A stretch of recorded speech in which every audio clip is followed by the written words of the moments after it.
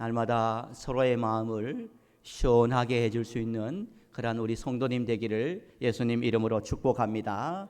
또 영적 무기인 오직 은혜로 여러분 삶의 모든 것들 가운데 믿음도 감사도 지키며 승리하고 좋은 날 오는 것을 경험할 수 있는 우리 모든 성도님 되기를 다시 한번 우리 예수님의 이름으로 간절히 축복합니다. 맥스 루케이도가 쓴 은혜라는 책이 있습니다. 은혜. 이 책은요, 사진과 그리고 짧은 글들을 모아가지고 쓴 책입니다. 그 글들 중에 하나님의 사전엔 포기란 없다라는 글이 있습니다. 그 내용을 잠시 소개하면 하나님의 사전엔 포기란 없다. 형들에게 잡혀 구덩이에 던져진 그 요셉, 그리고 애굽의 노예로 팔려갔던 요셉, 그래도 하나님은 요셉을 포기하지 않으셨다. 감옥에 억울하게 들어갔지만 세상 사람들은 다 포기했지만 그러나 그 감옥 속에서도 하나님은 요셉을 포기하지 않으셨다. 애굽에 저 대신 아론을 보내주세요 라고 했던 모세 어석은 말에도 하나님은 끝까지 모세를 포기하지 않으시고 모세를 통해서 출애굽 역사를 하셨다. 출애굽을 탈출하여서 광야를 지나면서 힘들고 힘들 때 하나님께서 가나안 땅을 주신다고 했지만 그러나 이스라엘 백성들이 광야에서 힘들고 불평해서 다시 애굽으로 돌아갔으면 좋겠다라고 불평했을 때도 하나님은 그 백성 이스라엘 백성들을 절대 포기하지 않으셨다. 또 마지막에 보면 이런 글이 있습니다. 최후의 만찬 자리에서 예수님을 경배하고 뒤돌아서서 예수님을 절대 배신하지 않겠습니다 말했던 그 베드로가 닭 울기 전에 예수님을 저주하고 배신한 그 베드로도 예수님은 절대 포기하지 않으셨다라는 글입니다. 여러분, 우리 하나님은, 우리 예수님은 끝까지 택한 하나님의 백성들을, 하나님의 자녀들을, 하나님의 교회를 포기하지 않으신다라는 것입니다. 하나님께서는 우리 교회를 포기하지 않으시고 하나님께서는 여러분의 자녀들을 포기하지 않으시고 하나님께서 우리를 절대 포기하지 않으심을 믿는 이 믿음이 흔들리지 않는 저와 여러분 되기를 주님의 이름으로 간절히 축복합니다. 포기하지 않으시는 그 하나님의 은혜를 받은 저와 여러분이 어떻게 살아가야 되겠습니까? 요한 웨슬리라는 사람은요 이런 말을 합니다. 하나님은 반쪽짜리 크리스천을 원하지 않으신다라는 유명한 말을 남겼습니다. 반쪽짜리 크리스천이란 반쪽짜리 그리스도인이란 어떤 것이냐면 어떻게 보면 기독교인 같고 또 어떻게 보면 기독교인이 아닌 것 같고 어떻게 보면 예수님 믿는 사람 같고 어떻게 보면 예수님 믿지 않는 사람 같고 어떻게 보면 하나님의 사람 같고 또 어떻게 보면은 하나님의 사람 아닌 것 같고 어떻게 보면 교회를 다니는 것 같은데 어떻게 보면 교회를 다니지 않는 사람 같이 보이는 거 하나님은 반쪽짜리 크리스천 반쪽짜리 그리스도인을 좋아하지 않으신다는 것입니다. 우리 오천남북의 성도님은 어디서나 어떤 상황 가운데서도 나는 하나님의 사람입니다. 나는 예수님의 사람입니다. 나는 하나님의 자녀입니다. 빛과 소금의 역할을 드러낼 수 있기를 주님 이름으로 축복합니다. 그럴 때 하나님께서는 그 사람을 통해서 그 교회를 통해서 그 가정을 통해서 그 나라를 통해서 하나님은 새로운 역사를 하실 수가 있는 것입니다. 여러분 2024년도 하반기가 시작되었습니다. 여러분 이와 같은 은혜를 받은 우리가 네 가지의 마음을 가지고 네 가지의 신앙으로 무장해서 여러분 하반기에도 이전에 없었던 은혜와 예비되신 여호와의 은혜로 감사하며 간증하며 축복의 삶을 살았으면 좋겠습니다. 네 가지 신앙을 무장했으면 좋겠습니다. 죄송하지만 저와 함께 고백했으면 좋겠습니다. 하나님 외에는 두려울 것이 없습니다. 여러분 첫 번째로요 하나님 외에는 두려울 것이 없는 신앙으로 살아가야 된다는 것입니다. 여러분 두려운 것이 걱정되는 것이 얼마나 많습니까? 그러나 우리 마음속에는요 하나님 제가 어떤 상황 가운데서도 하나님 한 분 외에는 두려울 것이 없습니다. 이 믿음의 배짱으로 살아가시기를 주님 이름으로 축복합니다. 여러분 두 번째로 우리는 어떤 신앙으로 살아가야 되느냐 한 번 더 고백합니다. 제 밖에는 부끄러울 것이 없는 사람. 것이 없는 여러분 사람. 죄 밖에는 부끄러울 것이 없는 그런 삶을 살아야 되는 것입니다. 세 번째로 어떤 신앙으로 살아가야 되냐면 십자가 외에는 자랑할 것이 없습니다라는 신앙으로 살아가야 된다는 것입니다.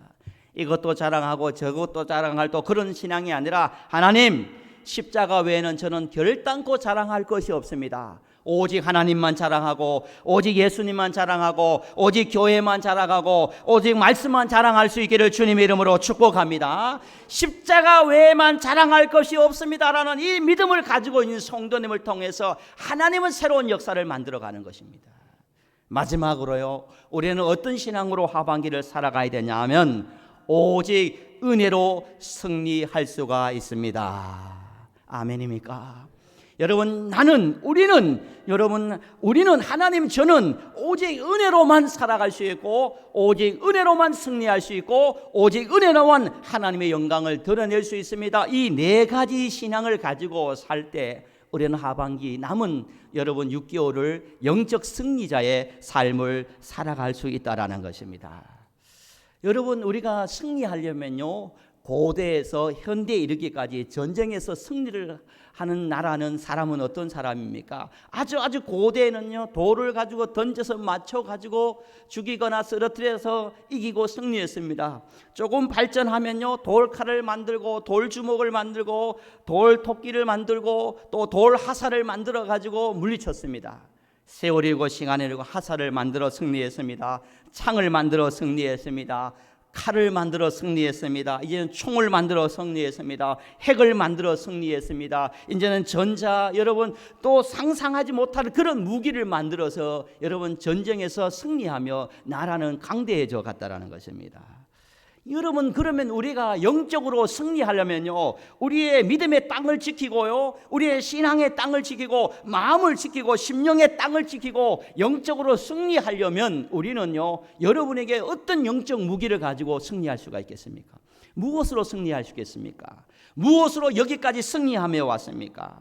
여러분 우리에게 가장 강력한 영적 무기는 여러분 은혜인 것입니다. 아멘입니까? 은혜로 승리할 수가 있다라는 것입니다. 교회도 은혜인 것입니다. 가정도 은혜인 것입니다. 여러분 어디 가든지 하나님의 은혜로 승리할 수가 있다라는 것입니다. 여러분 우리 교회가 은혜가 말라버렸다, 은혜가 고갈되어 버렸다, 교회는 절대 부흥할 수가 없는 것입니다. 오고 싶고 있고 싶고 머물고 싶은 교회가 될 수 없는 것입니다. 여러분 가정도 여러분 인생도 동일합니다. 하나님의 은혜가 날마다 넘칠 때, 날마다 하나님의 은혜가 샘솟도 일어날 때 그 교회, 그 가정, 그 인생은 물된 동산같이 늘 푸르고 가뭄의 때도 와도 걱정이 없는 그런 축복의 인생, 은혜의 인생, 넘치는 인생을 살아갈 줄 믿습니다. 여러분 기도하시길 바랍니다. 하나님 우리 교회가 가장 이 땅의 교회 중에 은혜로운 교회가 되게 하여 주옵소서. 여러분의 가정이 수많은 가정 중에 가장 은혜로운 가정이 되게 하여 주옵소서. 이 땅에 수많은 하나님의 사람들이 있지만 우리 성도님들이, 우리 목사님이, 우리 장로님이, 우리 권사님, 우리 집사님, 우리 모든 성도님들이 그 누구보다도 가장 은혜로운 성도님 되기를 주님의 이름으로 축복합니다. 여러분 은혜인 것입니다. 은혜로 승리할 수 있는 것입니다. 여러분 순전한 기독교라는 책을 쓴 C.S. 루이스는요 기독교를 대표하는 단어가 무엇인가라고 말할 때 사랑이다, 그리고 십자가이다 라고 말합니다.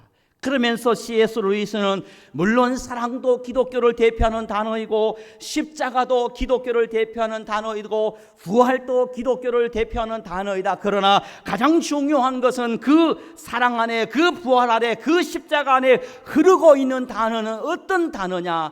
은혜라는 것이 흐르고 있다는 것입니다. 은혜가 없으면 사랑도 없고, 은혜가 없으면 부활도 없고, 은혜가 없으면 십자가의 능력도 없다라는 것입니다. 그러므로 말미암아 신앙생활에 가장 중요한 것은 은혜이다라는 것입니다. 여러분 이 세상에 많은 종교가 있잖아요. 여러분 이 많은 종교는요 우리와 다른 것이 있어요. 다른 종교의 주체는 누구냐면 나예요, 자신이에요. 여러분 불교는요 고행이래. 자신이 고행을 해가지고, 내가 고행을 해가지고 이탈해서 해탈해가 구원을 받는 거예요. 철저하게 자기가 중심이에요. 힌두교는 업보예요. 좋은 일을 많이 해야 돼요. 선한 일을 많이 해야 돼. 내가 많이 해야 되는 거예요. 유대교는요 언약이에요. 이슬람교는요 법전이에요. 이 모든 것은 자기 자신이 사람이 주인이 사람이 주체인 거예요. 그러나요 다른 종교와 차이난 우리 기독교는요 무엇이 주체냐면요 하나님이고 은혜라는 것입니다. 나의 능력으로 하나님 할 수 없습니다. 나의 가진 것으로 하나님 할 수 없습니다. 모든 것이 하나님의 은혜입니다 라는 고백을 합니다. 여러분 그래서 사도 바울은요 사도행전 13장 43절에 보면요 이렇게 말하고 있습니다. 저와 함께 고백했으면 좋겠습니다. 하나님의 은혜 가운데 있으라. 아멘입니까? 여러분 우리가 어디에 있어야 됩니까? 은혜 가운데 있어야 됩니다. 불평 가운데 있는 성도님 있습니까? 걱정 가운데 있는 성도님 있습니까? 염려 가운데 있는 성도님 있습니까? 불안해 가운데 있는 성도님 있습니까? 여러분 영적 자리를 옮기시기를 바랍니다. 은혜 가운데 있기를 소망합니다. 은혜 가운데 머물러 있기를 바랍니다. 하나님은 은혜 가운데 있는 교회와 은혜 가운데 있는 성도와 은혜 가운데 있는 가정을 통해서 하나님이 이전에 없었던 하나님의 놀라운 일을 행하실 줄 믿습니다. 오늘 본문을 보면 사도 바울은요 이렇게 고백을 합니다. 우리 10절 말씀을 함께 합독해 볼까요? 10절입니다. 시작. 그러나 내가 나 된 것은 하나님의 은혜로 된 것이니 내게 주신 그 은혜가 헛되지 아니하여 내게 모든 사도보다 더 많이 수고하였으나 내가 한 것이 아니요 오직 나와 함께 하신 하나님의 은혜로다. 할렐루야. 여러분 은혜라는 단어가 3번 나옵니다. 사도 바울이 내가 나 된 것은 모든 것이 하나님의 은혜이다 라고 말을 하고 있습니다. 사도들보다 더 많은 일을 했습니다. 성경책을 더 많이 집필했습니다. 더 많은 성교를 했습니다. 더 많은 교회를 개척했습니다. 그러나 사도 바울은 내가 한 것이 아니다라고 말합니다. 하나님의 은혜로 했다라고 고백을 하고 있습니다. 제가 보니까요 하나님께서 어떤 사람을 좋아하고요 하나님께서 어떤 성도님을 사랑하고 더 나아가 하나님은 어떤 교회를 통해서 하나님은 어떤 성도님을 통해서 역사하실까 복을 주실까 하나님께 이루실까 한 가지예요. 하나님 내가 있어요. 나 때문이에요. 공로신앙이 아니라 모든 것이 하나님의 은혜였습니다. 이 은혜의 신앙으로 무장하고 은혜에 머물러 있는 성도님을 통해서 하나님께서 기가 막힐 새로운 역사, 새로운 일을 행하신다라는 것입니다. 여러분 사도 바울의 고백처럼요 은혜 가운데 있고 나의 나 된 것은 하나님의 은혜입니다. 이 신앙, 이 고백을 가지고 어떤 상황 가운데서도 여러분 신앙을 지킬 수 있기를 주님 이름으로 축복합니다. 여러분 필립 얀시가요 놀라운 하나님의 은혜라는 책을 썼습니다. 놀라운 하나님의 은혜.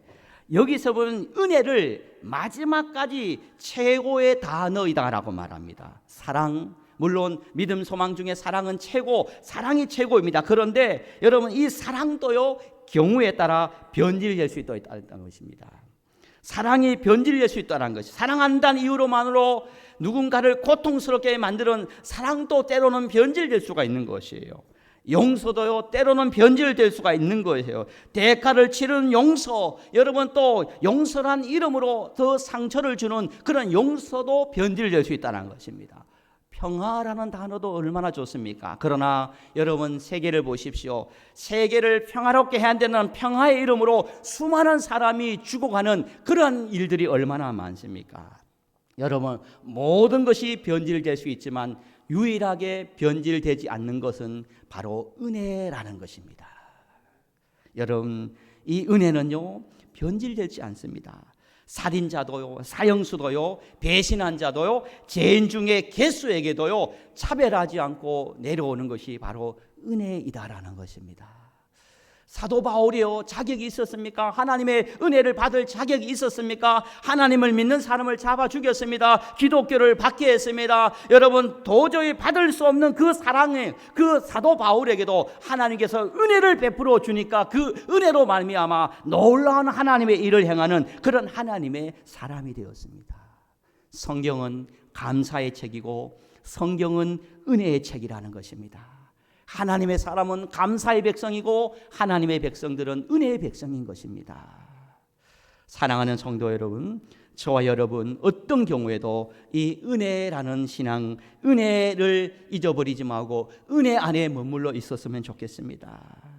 말씀을 정리합니다. 은퇴하시는 목사님은 로에 가서 은퇴하시는 목사님의 은퇴 소감을 들어보면요, 모두가 한결같이 쓰는 말이 있습니다. 목사님들, 장로님들 모든 것이 하나님의 은혜였습니다. 저도 시간이 흐를수록 은혜라는 단어가 너무너무 좋아요. 은혜라는 것이 너무 좋더라고요. 사랑하는 성도 여러분, 여러분 가장 듣고 싶고 가장 바라는 신앙은 참 은혜롭네요. 이 신앙, 이 칭찬을 받기를 소망합니다. 우리 교회가 참 은혜롭네요. 할렐루야. 참 목사님이 은혜롭네요. 참 장로님이 은혜롭네요. 참 권사님이 은혜롭네요. 우리 모든 성도님들이 은혜롭네요. 여러분 은혜로운 성도님 되기를 원합니다.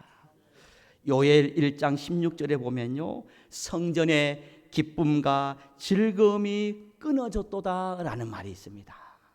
이것을 의역해서 성전의 은혜가 끊어졌도다, 이런 평가를 받아서는 안 된다는 것입니다.